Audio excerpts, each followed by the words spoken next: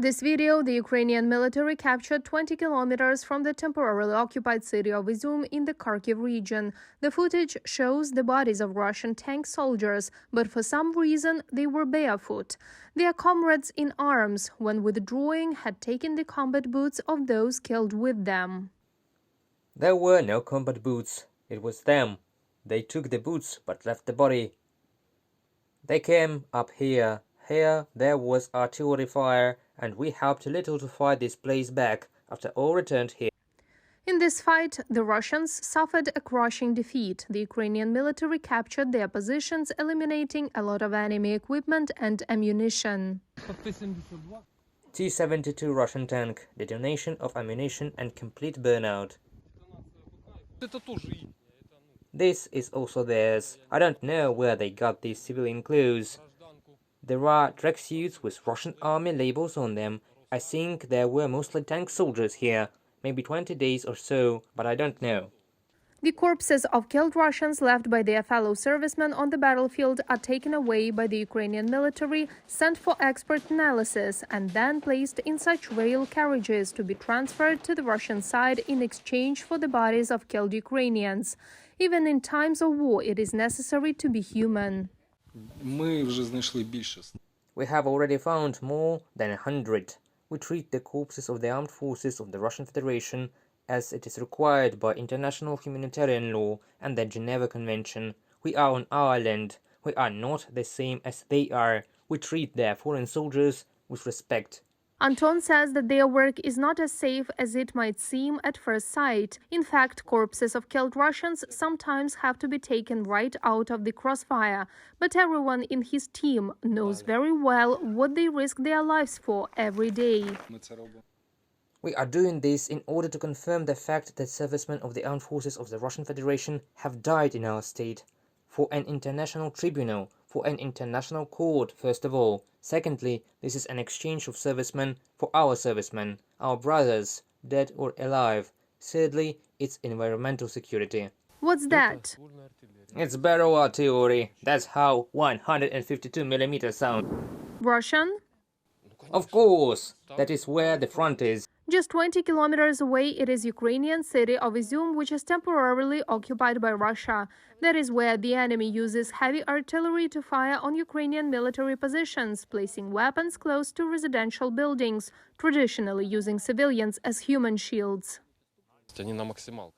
They are at maximum power. They also do not feel very comfortable here now, because equipment is destroyed, tanks are destroyed, manpower is eliminated too, so they are afraid. So they move closer to the settlements where they can shell our positions without, let's say, risk to themselves. Mostly use Grad multiple launch rocket systems, barrel artillery, 152mm weapons, like say hello. There is also Solntsepek, heavy multiple launch rocket system used to destroy the enemy personnel and combat equipment, and capable of literally scorching a huge territory to the ground. But the Russians do not use this weapon against the Ukrainian military. They hit the neighboring village, where people can still live.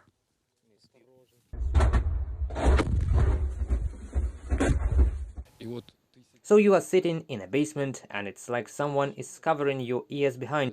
You are so deafened even though it's in the middle of nowhere. There were 4 or 5 Solntsepek heavy flamethrower system arrivals. From 6 o'clock in the morning, they don't care about killing anyone. They have the task of raising everything to the ground. They are good at it. Alexei, with the call sign Tulip, has been serving in the armed forces of Ukraine for 6 years. He is a motorman. For 5 months of a full-scale war, he appreciated the advantages of Western weapons. The whole process basically takes place here. In this part of the barrel, the mine goes down there. It is advisable, of course, to plug your ears, and if you do not plug them, then it is better to open your mouth. Italian and Polish mine, if 16 kilograms is written on it, then it is exactly 16 kilograms. Not 16,100, not 16,200, not 16,300, not 15,900. It's 16 kilograms. It's accurate, because it is from the same batch. That is, it is much better than these samples from the times of the Soviet Union. We just need military equipment. We would have been near Izum then. What do we need? I would say tanks, infantry fighting vehicles, and more mines. Italian, because they are very, very beautiful and useful. According to Alexei, the Russians have changed their tactics and no longer conduct massed attacks involving infantry. Because what? They've run out of people. They do it this way. 10 to 12 people advance on one infantry fighting vehicle. If they have a lone artillery preparation before this, self-propelled, guns and MLRS work on their part, then it becomes more or less quiet. When their people move forward, it begins to subside. It means their infantry is coming. But the Ukrainian military has already managed to study the new tactics of the Russians. As a result, they successfully destroy the enemy. We begin to work on the infantry. We put them down, side by side, lies or does not lie, dead or alive.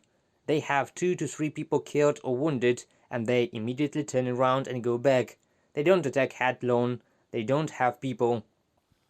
Tulip is now protecting Ukraine in the Kharkiv region. He himself comes from Donetsk. He remembers how the Russians occupied his hometown in 2014.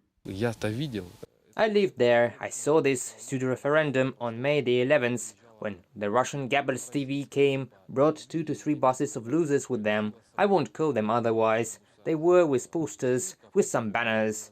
I, a citizen of Ukraine, did not have such a sin in my head to go somewhere to vote. Why Russia? We are an independent state. I don't need their rubles or their Russian language. Do you want to go back to Donetsk? Only in a tank. If I return to Donetsk, then only in a tank and only with weapons. It has always been Ukrainian and it will be Ukrainian. I'll tell you more. Crimea was, is and will be Ukrainian too. Most of Alexei's comrades in arms saw their families last long before Russia's full-scale invasion began. After 5 months on the front lines, the guys have almost the same dreams: to hug their loved ones and return home with a victory. I miss my mother. I would like to come home for a few days, show her that I'm alive. We call each other if possible. It happened that there was no such opportunity. We did not communicate for a week or two. Передаю привет. Люблю вас дуже сильно. I say hello, I love you very much. I will come home soon. Victory is ours. Everything will be Ukraine. Reported by Marina Stepanenko, Anastasia Zhuk, Alexei Idrisov, UATV News.